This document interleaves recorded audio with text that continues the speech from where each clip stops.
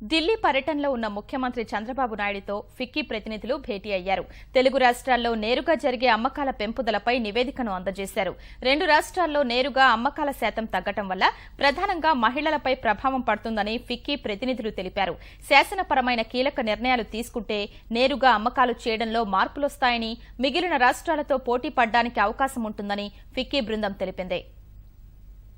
ఒక సెక్టర్ ఉంది, direct selling sector. ఆ డైరెక్ట్ సెల్లింగ్ సెక్టర్ వాళ్ళు చాలా పెద్ద గ్రూప్ ఉంది.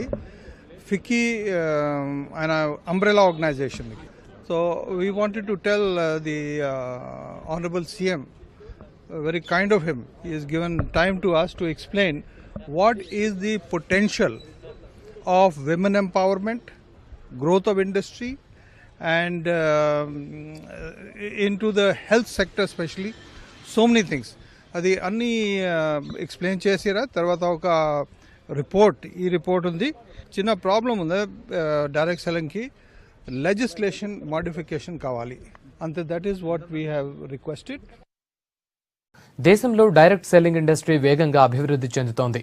ఇండస్ట్రీలో కంపెనీలు పెరిగిపోతూ ఉండటంతో దాన్ని మానిటరింగ్ చేయడానికి ప్రభుత్వం ప్రత్యేక గైడ్ లైన్స్ కూడా తీసుకొచ్చింది.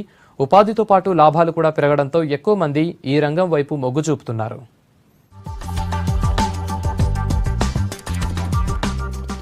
డైరెక్ట్ సెల్లింగ్ ఇండస్ట్రీ వేగంగా విస్తరిస్తోంది. ఈ బిజినెస్ తో వినియోగదారులు మోసపోకూడదనే ఉద్దేశంతో 2016 సెప్టెంబర్లో కేంద్రం ఈ ఇండస్ట్రీని గుర్తించి కొత్తగా మార్గదర్శకాలు తీసుకొచ్చింది. అన్ని రాష్ట్రాలు కూడా ఈ గైడ్ లైన్స్ ని ఫాలో అయి తమ పాలసీల్ని తీసుకురావాలని సూచించింది. ఇప్పటి వరకు అసోం, ఒడిశా మాత్రమే డైరెక్ట్ సెల్లింగ్ ఇండస్ట్రీకి గైడ్ లైన్స్ తీసుకొచ్చాయి. 3 రాష్ట్రంగా ఈ మధ్యే తెలంగాణ ప్రభుత్వం కూడా ప్రత్యేక గైడ్ లైన్స్ తీసుకొచ్చింది.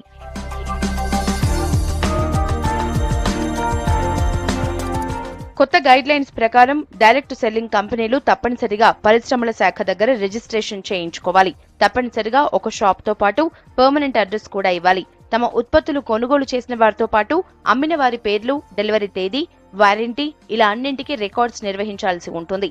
వీటిని పట్టించుకోకుండా ఎలాంటి డైరెక్ట్ సెల్లింగ్ వ్యాపారం చేసినా వారిపై చర్యలు తీసుకోనుంది.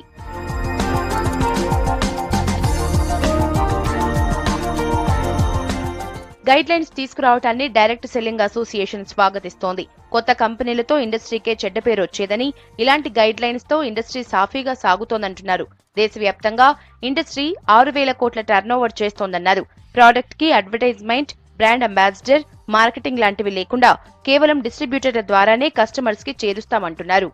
ప్రభుత్వంని ఒప్పించి సార్ చెడు ఉంది, మంచి ఉంది, ఆ మంచిని చెడుని గుర్తించండి అని చెప్పి ప్రభుత్వాన్ని ఒప్పించి ఈరోజు గైడ్ లైన్స్ తీసుకురావడం జరిగింది. ఇప్పుడు ప్రజెంట్ వచ్చేసి దాదాపుగా 6,000 కోట్ల రూపాయలు మా మెంబర్షిప్ కంపెనీలు చేస్తున్నాయి. ఇంకా సమాజంలో దీని పట్ల ఉన్న దురభిప్రాయాన్ని పోగొట్టగలిగితే 60,000 కోట్లైనా ఆశ్చర్యపోవాల్సిన అవసరం లేదు. తెలుగు స్టేట్లో అంత గొప్పగా లేదండి. ఎందుకంటే మనం ఫస్ట్ నుంచి ప్రాబ్లమ్ స్టార్ట్ అయింది తెలుగు స్టేట్లోనే. ఇదొక ఇండస్ట్రీ మా మీద ఆంక్షలు పెట్టి మేము ఎలా నడుచుకోవాలో చెప్పు అని అడిగింది మాత్రం ఇదొక ఇండస్ట్రీ అండి ప్రపంచం మొత్తం మీద.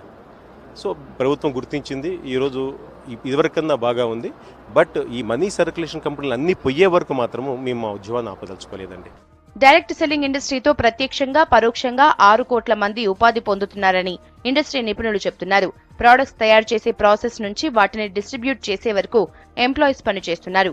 అయితే ఈ ఇండస్ట్రీ గత 5 ఏళ్లుగా 15% గ్రోత్ రేట్ తో ముందుకు వెళ్తోందంటున్నారు. It's nearly 6 crore people are associated with the direct selling industry.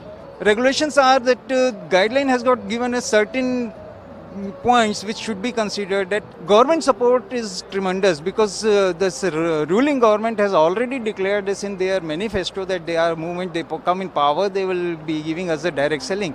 So before they could do, the center has done it. Telangana government has adopted as it is.